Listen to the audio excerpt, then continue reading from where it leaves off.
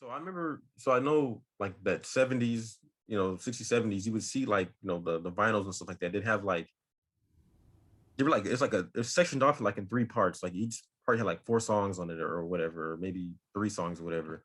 Some five. So how were they able to make those songs so long? Like I said, like Walk On By, how was he able to fit that on a vinyl without messing up everything else on the record?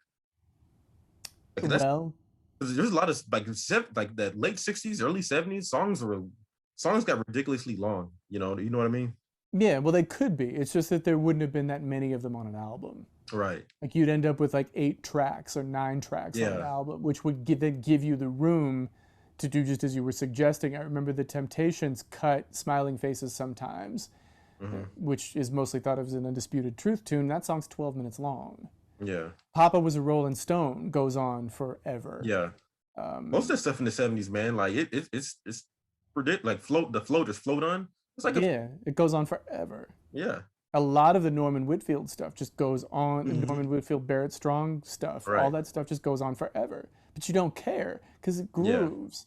So Yeah. it has to. Like if it's any shorter, it's just why? Like Isn't Yeah. She Lovely, which we've talked about by Stevie Oh Wonder, goes yeah. on forever. Yeah, you can hear him in the playing with his kid in the bathtub, and it just goes on. But it's so endearing though. Well, that and just his harmonica solo is just it Yeah. just burns. Like, bro, like it's so good. I don't know. I Right. never want it to end. I don't care how long it is. And then Purple Rain, it takes forever for that song to end. Like it's Yeah, like it does. Yeah. like at least 4 minutes just for the song to end. Like he's getting, But you don't care, do you? I nah, not at don't. all. Not at all. Burn. Do it. I don't care. I'll listen. Yeah. But yeah, but that's the way that they compromised was just for less tunes. Just Hmm. have less songs or have quieter tunes. And Right. really, the beginning of Purple Rain's pretty quiet. Yeah. Um, it really it has a it's just It's it, produced it's so kind of well. it's kind of acapella-ish, kind of in a way. It's not technically acapella, but it Yeah, kind of starts off that way. it's just quiet, and it's just Yeah. Prince was a genius. End of story. Yeah. So Yeah. now, so in the with the advent of CDs, and I became a sound engineer back in 1993. I did Oh my wow, first you've been doing this thing for a in while then. 1993. I Yeah. told you I'm 1,000 years old. Yeah. Um, so, but at that point, we didn't have to care so much anymore. In fact, we didn't have to care at all about bass response. We could have as much bass as we wanted. Hmm. We were looking at albums not as sides anymore, but as whole albums. Yeah. We didn't have to think about side A and side B. There were problems with this, but because it was then there were fewer artistic choices made. We could just shove the whole thing out there, and just worry about the whole thing as an album rather than as two sides. Because Yeah. that's an artistic choice too. Like breaking albums up into sides, you could make a side flow a certain way and then make the other side flow a certain way. So it Right. kind of took that artistic decision away. So then the whole album became a statement and a whole artistic decision rather than side A and side B. Okay. So it made artistic differences too. But we didn't have to care about bass. We could have as much bass as we wanted. Thank you very much. And we did. Mm. We didn't have to care about cutting songs down because we knew we had 80 minutes, Yeah. which is insanity. Records don't give you 80 minutes. I found a way around that too, though. Oh, there were ways. I know what Yeah. they are. I learned as well. There were ways. There were certainly ways if you wanted to go further than that, Yeah. but you shouldn't. To get a CD sounding perfect, or as Yeah. perfect as a CD can sound, you Right. have 80 minutes. But that was fine because most records didn't go on that long anyway. Yeah. You could do it, and if you looked at commercially pressed CDs of old albums, they don't Hmm. take up 80 minutes. It was only during kind of like, I won't get too deep into this yet, but it was kind of like only with the advent of like 90s R&B and 90s hip hop Oh yeah. They were doing those double discs, man. that Too. they went into like doing Yeah. skits and like Yeah. I'll get there, but let me hold for just a That second was on a that. big thing. Yeah. We'll get there because I know that's your sweet spot, so we'll get there. But we didn't have to worry about that at that point. We could Right. just kind of do what we wanted, when we wanted, how we wanted. I didn't have to worry about placing ballads at the end. Hmm. Just as an engineer, I didn't have to think about that. Or as a mastering engineer later, I became a mastering engineer later than that. Yeah. But I didn't have to worry about that anymore because it's on CD. Um, all I had to worry about was the sound of your stupid tape. Mm-hmm. And if you recorded it well, if you didn't record it well to begin with, I couldn't hide it. On albums, if it was mastered for an LP mastering engineer could hide things. Just things could be obscured. There were times, especially in the 70s, if you listen to The Closer I Get to You, for instance, by Donny Hathaway and Roberta Flack, and of course, I do, because I love Donny Hathaway. I think I've mentioned that already a time or 12, haven't I? Maybe a couple times. Maybe just a little here and there, you know. In passing, yeah. Yeah, probably. But if you listen, back then when they were recording that record, synthesizers were very primitive.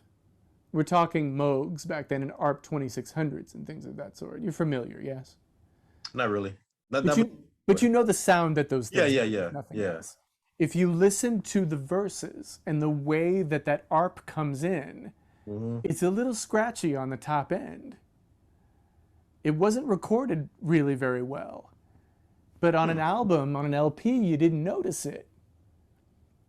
It distorts. The ARP distorts. Never noticed that. If you I probably ruined the song for you. No, not really. Nah. But if you listen to the digital files now, even the ones that are on YouTube compressed, like you'll notice that it's not right. It's not quite right. Because on a CD, on digital files, it doesn't hide. Digital is unforgiving. It will give you whatever is on that tape, and it won't hide anything. Records could hide it. CDs don't hide. They're just very much out there. You just get what it is. Right. So that's when that could go wrong. So you hear this fake me out string synth that they were using with this distortion on the top end of it. And this happened a lot with stuff like that, because ARP 2600, and we were just kind of stuck with that sound. Whatever you gave us that's what we used, and we couldn't do anything about it. But for the most part, CDs freed me as a 1993 recording engineer from having to worry about how much bass I used and having to worry about how much time I took and where I placed ballads. I didn't have to care about that anymore. And producers didn't. And so they didn't. So you'll notice now that when albums that are later, that are from that 1993 period, like for instance, Music Box by Mariah Carey, which hasn't been on vinyl that long now. But if you listen to that album, it's not quite right on vinyl. And a lot of times they'll make them into 2 LPs. Okay. To get it all on there, because they can't afford to mess with the sequence. And we were so much bassier at that point. We loved bass, and we would use a lot of it.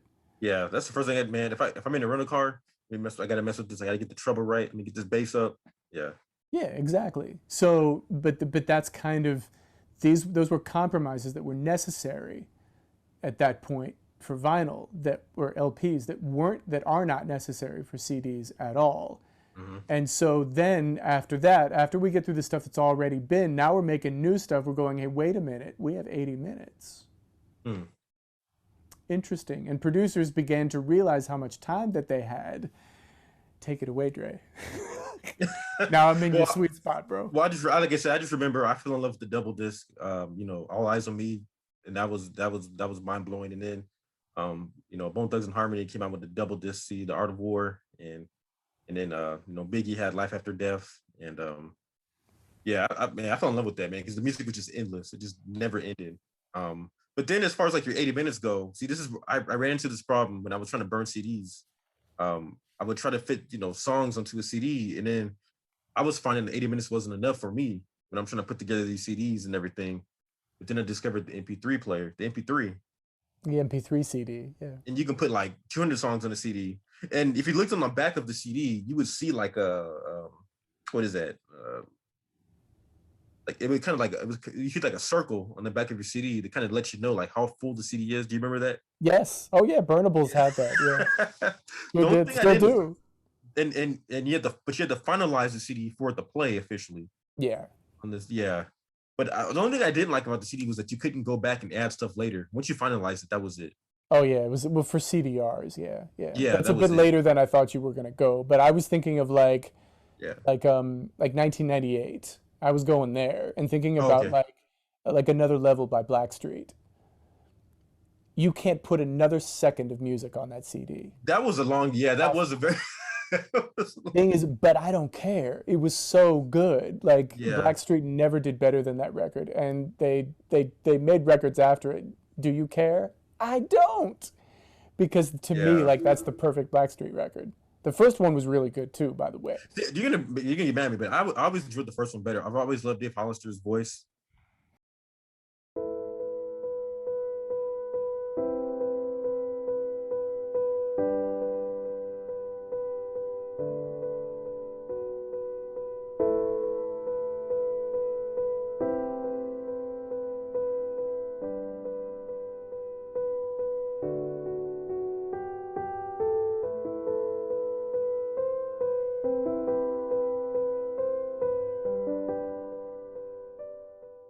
I mean, Teddy Riley and so many other R&B artists of that time, and rap artists too, for that matter, started throwing skits in the middle of their albums, and Yeah, just they didn't have to care about how long an album was because it was all done on the computer anyway. So they had as much room as they needed, and they took advantage of all 80 minutes of that CD, just filled the whole thing up, and you really got, in many cases, you got a lot of bang for your buck. In other yeah, cases, they were just filling it to fill it. yeah, It just made R&B bloated. yeah. And certainly other genres just became overly bloated and they just forgot how to edit themselves. Michael Jackson, I'm talking to you, because he suffered horribly at the hands of compact disc. Because he just, I mean, Dangerous is overly long. It's ridiculously long. There's no reason for that. That was We didn't really, it's what we do, but we yeah. didn't really get into, because we talked about CDs and how overly long they could be. Hmm. I remember there were problems in the music world and in the industry. I remember because I was working in the industry at this point. They were trying to figure out the next new format. They had CDs, but cassettes were getting old as a Hmm. recording format, and there was nothing to take its place. Everybody agreed, at least on the industry side, the cassettes were terrible, Hmm. especially in their pre-recorded form. But we weren't huge fans of them as blank tapes either, although those were better. And the industry itself was trying to figure out ways to make them better. And so, as somebody who recorded on tapes, you would remember that the formulations began, even if you didn't technically know why, you would Hmm. remember that the tapes began to get better. We Right. had high bias cassettes that you could record on those Maxells that had those gold foil labels on them, and they sounded better than the stuff that you could get at People's Drug at the time Yeah. or whatever. Like if you went to Tower, you could get like good blank tapes that sounded halfway decent. And you could even get like tapes that were, I remember Tower Records used to sell these tapes that were called Metal Master. I remember And that name. they Sounds were familiar. white ceramic, remember? Yeah. And they were heavy because they were literally made of ceramic, so they were more stable in their shells and could sound better. And I used to buy them to make copies of because I used to make mixtapes just like you did. And so I wanted them to sound great, not terrible. I used to buy those big tubes of CDs, blank CDs. Yes. Yeah. Yeah. Oh, same. Yeah, but that was before. We're Right. not there yet. We're getting to that now. Yeah. We're on our Yeah. way there, I promise. But the industry, all of this is to say that they were trying to make cassettes better and were succeeding to some degree because they Hmm. didn't know the way forward. And cassette decks were getting better. Nakamichi was making better cassette players. They were coming up with different kinds of Dolby noise reduction.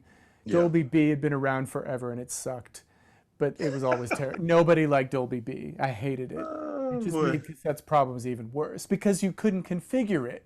Yeah. Dolby B would sound one way on your deck Hmm. when you recorded it, but if you gave it to me to play back and I put Dolby B on mine, it would sound Yeah. completely different. Dolby B was poorly configured from deck to deck, so this caused problems. So then Dolby made it better and they came out with Dolby C. Hmm. But the problem is, if you played a Dolby C cassette back on a tape that didn't have it, it was unlistenable. You could play a Dolby B cassette back on a deck with no Dolby, and it would still sound okay. In fact, that's what a lot of us did to try to make it sound good. So I know I'm going off on a tangent, but I'm on my way Very to good. Yeah. so, but they were all trying to make cassettes better, and that's how we get Metal Master, and how Maxell starts making far better tapes, and Sony does too, and a lot of companies were kind of, Ampex was trying to do better, and they were even trying to do better with pre-released with released cassettes with albums on them. They had Yeah. something called Digilog, which was kind of, instead of using a tape spooler, this is hard to explain, but they had a machine with 7 or 8 copies of an album on it, just on a digital, just on a spool, on an analog spool, and they would throw cassettes in a line. There was a line of them like this in a machine, and the cassettes would go through, and it would just run at 30 times the speed you'd play the tape back at. Yeah. To finish it off, and then they go to another one and another one, and there was a tone on the tape to let them know where the song ended, to kick the cassette out to move to another one, and so on and so forth. I know that's a lot of information, but that was how they were duplicating cassettes back then. But they realized, wait, if we do it digitally, then we don't have to have the tape spool. The tape won't go bad. It'll sound better. So we Yeah. could just use a hard drive instead. The hard drive can speed up as we need it to do. Everything's great. We'll just do that. That's Yeah. what Warner's did. Warner Brothers came up with Digilog. So they were using hard drives instead. So they'd have a hard drive that could do whatever you needed it to do. The problem still remained, though, because the cassette was still spinning way too fast. Yeah. But at least you weren't dealing with a nasty, cheap tape spool. So the results were better. So they were trying to figure out the way forward for cassettes because they didn't know what else to do.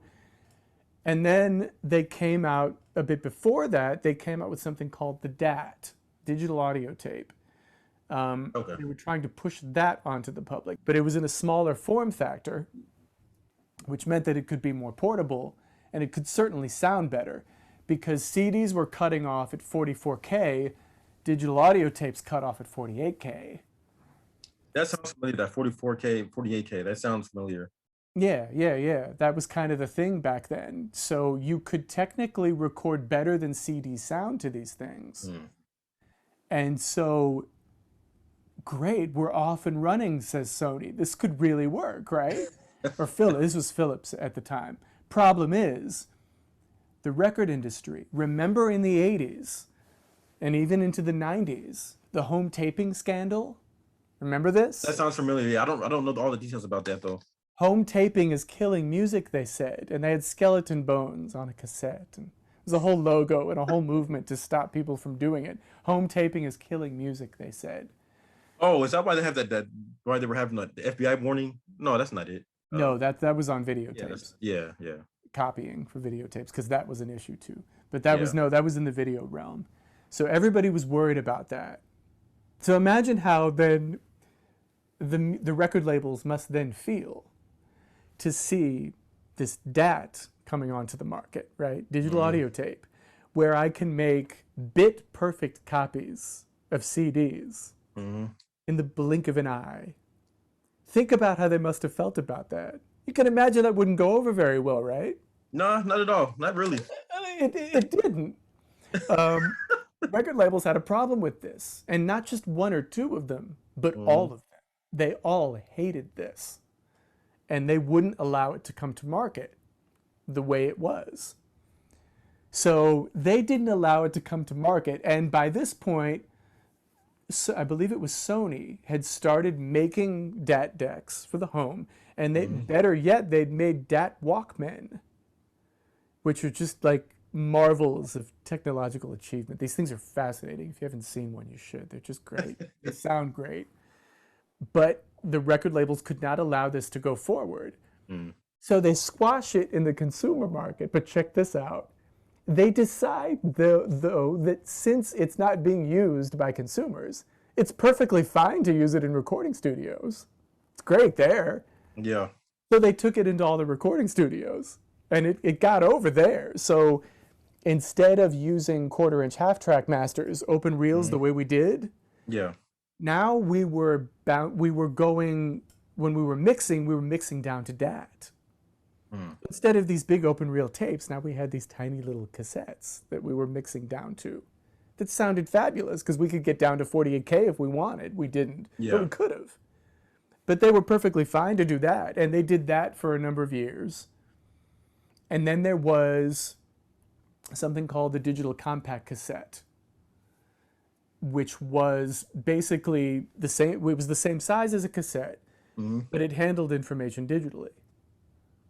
And they thought that might take off. And so they started making machines that would make these things take off. And they got some traction, a tiny bit of traction even, with pre-recorded digital compact cassettes. But that didn't take off either because the cassettes were expensive. Digital compact cassettes weren't cheap. And so that didn't take off either. And so they're like, what now? Sony then had an idea. They decided to buy CBS. Because the problem with getting DCC off the ground is they didn't have a record label to get pre-recorded stuff onto, if that makes sense. They didn't have a catalog to draw from. I'm going somewhere, I promise. Yeah. And so they thought, well, if we buy CBS Records, which is Epic and Columbia and Emperor and all these other record labels, then we have stuff to draw from. We can make the equipment and then make albums to put onto the equipment, so you'll buy it. It's perfect, they thought. So then they come out with the mini disc. Do you remember the mini disc? Yeah, I remember those. Right, okay. I jumped on that quick because you could record to them. They were recordable. Yeah. Digital compact cassettes were too, but I never really messed with those, but I remember those though. They were fantastic. They were these little things. They were no bigger than this, just like this. They were tiny. And they had little discs in them, and they used a compression format that basically threw out the stuff that your ear wasn't picking up anyway. So you could fit 80 minutes, or at first 74 minutes, onto these little things. And they sounded good. It was decent. With 8-track compression is what they used. It was good. In fact, AAC compression, which you talked about earlier, came after that. It was a spin-off of that technology. I discovered that about 8 years ago. I'm late. I was super late on that, but yeah, that's what iTunes uses. iTunes uses AAC. Yeah. But so they thought that this would take off. And oh, by the way, not only are we Sony, but now we have Sony Music Entertainment, which means we can give you pre-recorded stuff, and we don't have to ask you. Like, we just have it. We own it already. Yeah. So surely this will go better too. So we ended up with Emotions by Mariah Carey and Music Box and Bruce Springsteen things and Billy Joel things and on like that. Like, there was a catalog of stuff that was available to them to try to get it off the ground. Plus, they were also smart enough at the same time to make a bunch of recordable media for it. Right. So it kind of worked. I was in love. I was fine with this because I could finally have a recordable format that wasn't a cassette. And I was very happy with this. Unfortunately, it required that people spend, I think I spent over $500 for that mini disc player. It was a recordable. It was a big thing too. It was meant to be both. It was meant to be both portable and a home thing. And I had it because apparently I'll buy anything. But it was just really expensive. But that was the problem. Everything was expensive for this format. And they couldn't get the prices down fast enough for the American market to grab a hold of it. So it didn't really work here. It did work in Japan for a very long time, but just not here. Yeah. So then now we're like, the record labels are like, what do we do now? We got to get away from cassettes because they're getting old. They're not selling as many as they once did. They were still doing well, but not as well as they had. CDs were beginning to pick up. They had like a 35 to 40% market share at this point. And cassettes were right around 65. So they were still doing well, but not as well as they had. And they knew they needed something to replace it.